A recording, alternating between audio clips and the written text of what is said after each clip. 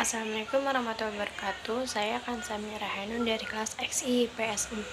Hari ini mempresentasikan materi bab 4, yaitu indeks harga dan inflasi. Pengertian indeks harga. Indeks harga adalah perbandingan antara harga rata-rata pada tahun yang dihitung dan harga rata-rata pada tahun dasar. Tujuan penghitungan indeks harga: 1. Untuk indikator yang digunakan dalam mengukur kegiatan ekonomi secara umum. 2. Untuk IHPB dapat memberi gambaran tren dalam perdagangan.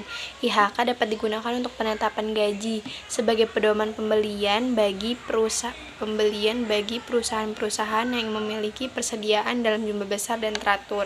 Indeks harga yang berlaku bagi petani memiliki gambaran apakah petani semakin makmur atau melarat. Metode penghitungan indeks harga. Pengertian inflasi. Inflasi adalah suatu keadaan perekonomian di mana harga-harga secara umum mengalami kenaikan. Kenaikan itu berlangsung dalam jangka panjang. Penyebab inflasi: A. Inflasi karena kenaikan permintaan atau demand pull inflation. Kenaikan permintaan menggeser kurva D menuju D1, sementara penawaran tetap S titik keseimbangan baru B pada harga P1 dan jumlah Q1. Inflasi karena biaya produksi atau cost pull inflation. Inflasi karena jumlah uang beredar bertambah. Jika jumlah barang tetap sementara jumlah uang beredar bertambah, maka harga-harga akan naik. Jenis-jenis inflasi berdasarkan keparahannya: inflasi ringan, inflasi sedang, inflasi berat, inflasi sangat berat. B. Berdasarkan sumbernya: dari luar negeri, dari dalam negeri.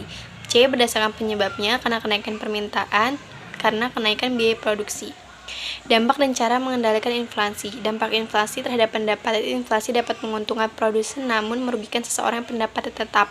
Terhadap ekspor, harga barang ekspor semakin mahal sehingga daya saing berkurang.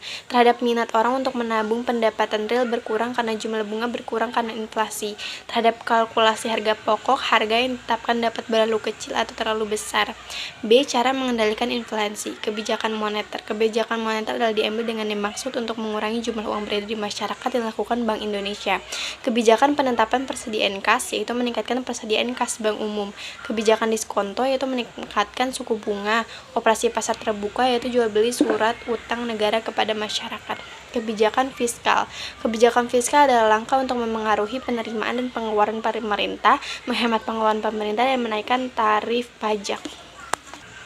Faktor-faktor yang mempengaruhi permintaan uang: A. Kebutuhan bertransaksi. B. Kebutuhan berjaga-jaga. C. Kebutuhan berspekulasi.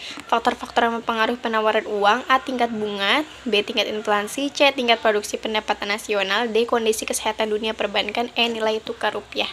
Wassalamualaikum warahmatullahi wabarakatuh.